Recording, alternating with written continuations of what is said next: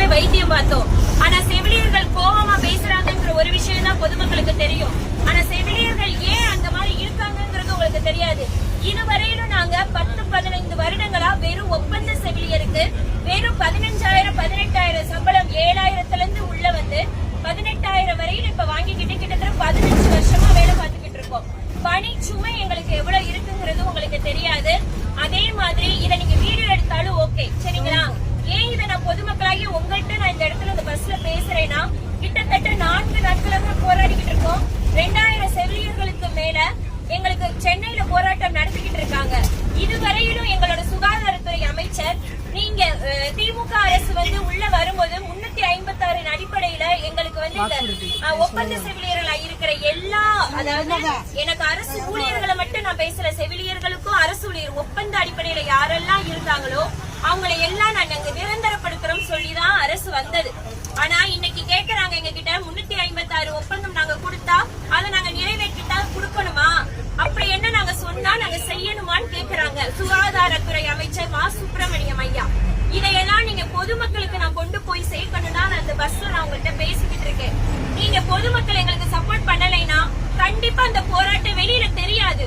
ரவும் பகலமா உங்களோட பிள்ளைங்க தான் நாங்க, உங்க மக, உங்க தங்கச்சி, உங்க பொண்ணு எல்லாருமே செவிலியரா இருப்பாங்க. கண்டிப்பா எல்லாருமே நடு ரோட்ல நேத்து நைட்டு 12 மணிக்கு கூடுவாஞ்சேரியில இருந்து நடந்தே பிள்ளைங்க கிளம்பாக்கம் வந்தாங்க. கிளம்பாக்கம் நைட்டு, அந்த நைட்டு இரவும் தூக்கமும் இல்லாம எதுவும் இல்லாம நாங்க போராடிட்டு இருக்கோம். ஆனா எந்த அளவுக்கு பொதுமக்களுக்கு ரீச் ஆயிருக்குங்கிறது தெரியல. தயவு செய்து இந்த இதுல இருக்கிறவங்க இத நீங்க ரீச் பண்ணுங்க. எல்லா நியூஸ் சேனலும் இதை அமுக்க பாக்குறாங்க, வெளியில கொண்டு வர மாட்டேங்கிறாங்க. நாங்க கிட்டத்தட்ட எத்தனையோ வருடங்களா இருக்கோம். மருத்துவ கல்லூரி டிஸ்ட்ரிக்ட் ஓபன் மட்டும் பண்ணா பத்துமா? அதுல போட வேண்டிய செவிலியர்களை போட வேண்டாமா? இத கேட்டா 8000 செவிலியர்களை நாங்க உடனே எப்படி நாங்க நிரந்தரப்படுத்துவோம் எங்களையே திருப்பி கேள்வி கேட்கிறாங்க. அப்படி இருக்கும்போது நடமாடும் மருத்துவம் மட்டும் உருவாக்க முடியுது அல்லவா? உங்களுக்கு வந்து நோய் கொடுக்கறாங்கல்ல, அவங்க எல்லாம் ஸ்டாஃப் நர்ஸ் படிச்சிருக்காங்களான்னு எனக்கு தெரியாது. ஆனா அவங்களுக்கு கிடைக்கிற சம்பளம் கூட கிட்டத்தட்ட 15 ரூபாய் கூட நாங்க வாங்கல. 18,000 ரூபாய் தான் இன்னைக்கு வாங்கிட்டு இருக்கோம் சரிங்களா. கிட்டத்தட்ட 10 வருஷங்களுக்கு மேல, அதுவும் எக்ஸாம் எழுதி நாங்கெல்லாம் உள்ள வந்தோம் சார். நீங்க இங்க பாக்குறவங்க ஒரு சில பேருக்கு அலட்சியமா இருக்கலாம் நான் பேசுறது, ஆனா உள் உணர்வா யோசிச்சு பாருங்க. உங்களாகிய பொதுமக்களா தான் நான் உங்கள்கிட்ட நின்று பேசிக்கிட்டு இருக்கேன் சரிங்களா. எனக்கு இன்னைக்குனா நாளைக்கு உங்க பொண்ணுக்கு செவிலியர் படிக்க வைக்க மாட்டீங்களா, மருத்துவத்துக்குள்ள கொண்டு போக மாட்டீங்களா? இத தயவு செய்து உணர்ச்சி பூர்வமா எல்லாருமே கொண்டு போங்க. உங்ககிட்ட நான் தயவு செய்து உங்ககிட்ட அதை நான் ரொம்ப ரெக்வஸ்டா கேக்குறேன்.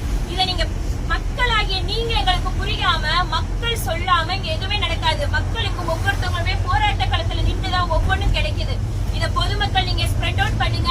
நிறைய பேரு வாட்ஸ்அப்ல பாக்குறீங்க, ஷேர் பண்ணி பாக்குறீங்க, சும்மா டான்ஸ் ஆடுறது அதையும் பாக்குறீங்க. எங்களை மாதிரி கஷ்டப்படுற மக்களுக்கு நீங்க இது பண்ணுங்க.